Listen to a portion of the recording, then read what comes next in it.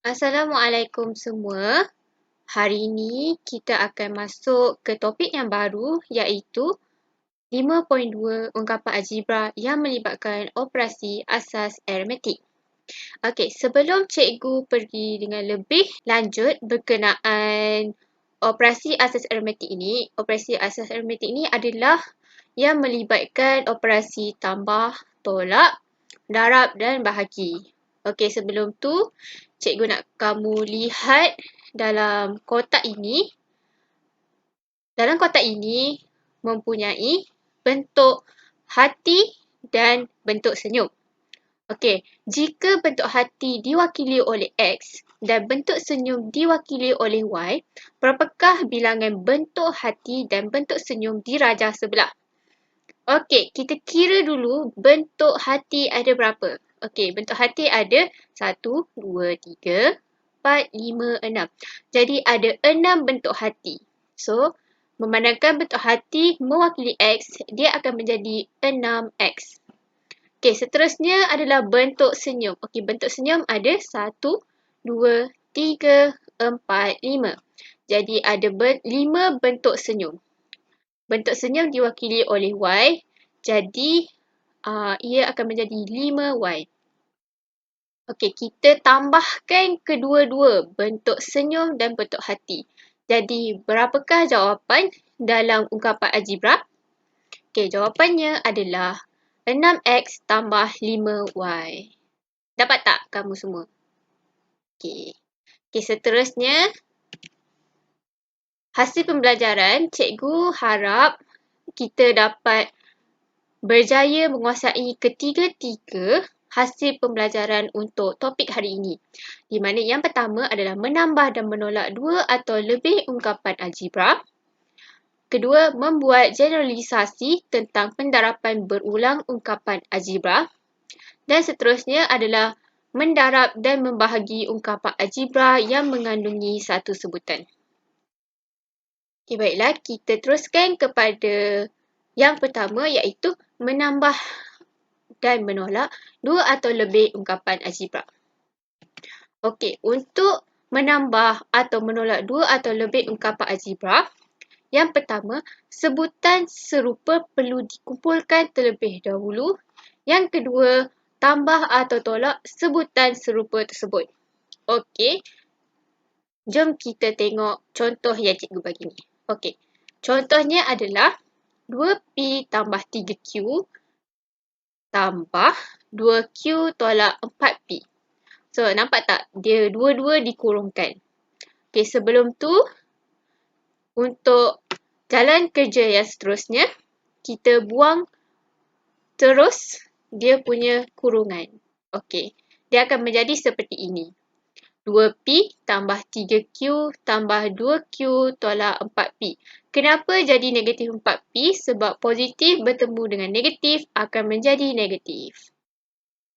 Kemudian seterusnya, kita akan kumpulkan sebutan yang serupa. P akan duduk di hadapan, Q akan duduk di belakang. Dia akan menjadi 2P tolak 4P tambah 3Q tambah 2Q. Okey, jawapannya adalah negatif 2P tambah 5Q. Untuk kalau nak jadikan sebutan ini lagi cantik, kita jadikan dia 5Q tolak 2P. Maknanya kita tak nak negatif ni nampak macam buruk sangat pula kan. Dia macam tak cantik. So, kita gerakkan 5Q ke hadapan. Baiklah. Untuk seterusnya, yang kedua iaitu pendarapan berulang ungkapan algebra. Okey, seperti yang kamu lihat di sebelah ini adalah bentuk segi empat tepat. Apakah formula untuk luas? Okey, formula untuk luas adalah luas sama dengan panjang darab lebar. Okey, ini adalah panjang, ini adalah lebar. Jadi kita tak tahu pun nilai panjang dan lebar ni berapa. Jadi kita assume dia sebagai B. Okey. Jadi dia akan menjadi B darab B. Okey. Bila B darab B, dia akan menjadi B kuasa 2. Okey. contoh yang lain adalah, kita tengok B darab B darab B darab B. So, memandangkan dia ada 4 kali sebutan, dia akan menjadi B kuasa 4. Ini kita nak pemudahkan. Okey.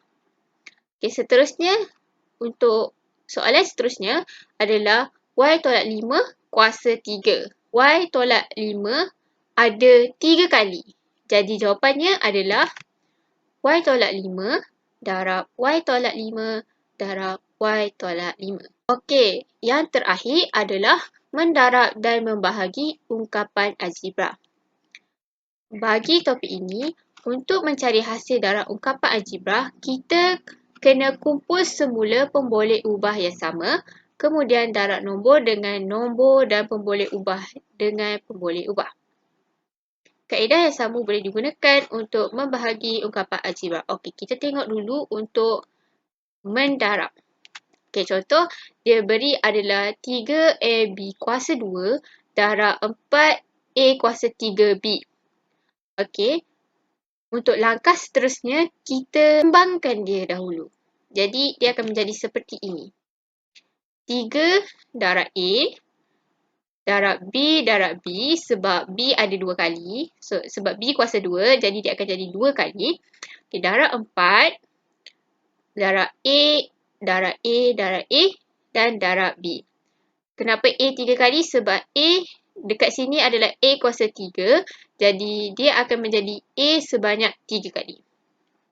Okay, seterusnya kita susun mengikut pemboleh ubahnya. Di mana nombor dengan nombor, pemboleh ubah dengan pemboleh ubah. Okay, seterusnya dia akan menjadi 3 darab 4. Okay, 3 darab 4 darab A darab A darab A darab A dan darab B darab B darab B. Okey, 3 darab 4 adalah berapa? 12. Pandai. Okey. Hasilnya dia akan menjadi 12A kuasa 4 B kuasa 3. Okey, seterusnya untuk membahagi pula. Okey, contoh di sini adalah 8M kuasa 4 N kuasa 3 bahagi 4M kuasa 2 N kuasa 2. Okey, di sini nampak tak dia buat simbol bahagi. Kalau untuk simbol bahagi, kita akan gerakkan 4M kuasa 2 N kuasa 2 ke bawah 8M kuasa 4 N kuasa 3. Dia akan jadi macam ni. Okey. Okey, bila dia dah jadi macam ni, kita akan kembangkan macam kita buat yang mendarab tadi. So, dia akan jadi seperti ini. 8 darab M, darab M, darab M, darab M, darab N, darab N, darab N, bahagi 4 darab M, darab M, darab N, dan darab N. Okey, seterusnya kita akan potong mana yang sama. Okey, nampak tak? Kita nak hilangkan yang bawah ni. So, kita akan potong mana yang sama sebab dia bahagi, betul tak? Okey, seterusnya kita akan potong. Okey, M dekat bawah ni sama dengan M dekat sini. So, kita potong. So, N juga. N dekat bawah tu pun kita potong. Potong dekat bawah dan potong dekat atas. So, dekat sini kita bahagi pula. 8 bahagi 4 berapa? So, dia akan jadi berapa? 2. Okay, pandai. So, jawapannya adalah 2M kuasa 2 N. Nampak tak? Yang tinggal adalah 2M, M dan M dan 1N. Sebab itulah dia jadi jawapan 2M kuasa 2 N. Nampaknya kita dah berada di penghujung topik. Okey. Sebentar tadi, kita dah belajar berkenaan 3 perkara. Iaitu yang pertama adalah berkenaan menambah atau menolak ungkapan algebra. Yang kedua adalah pendarapan mengulang ungkapan algebra. Yang ketiga adalah mendarab dan membahagi ungkapan algebra. Okey, daripada semua yang kita telah pelajari tadi, okey, cikgu dapat simpulkan bahawa bagi menyelesaikan atau mempermudahkan operasi aritmetik ungkapan algebra, sebutan yang mempunyai pemboleh ubah yang sama perlu dikumpulkan dahulu sebelum penyelesaian dijalankan. Hanya pemboleh ubah yang sama, iaitu mempunyai sebutan yang serupa, dapat diselesaikan dalam penambahan dan penolakan. Baiklah, itu sahaja daripada cikgu. Sekian, terima kasih.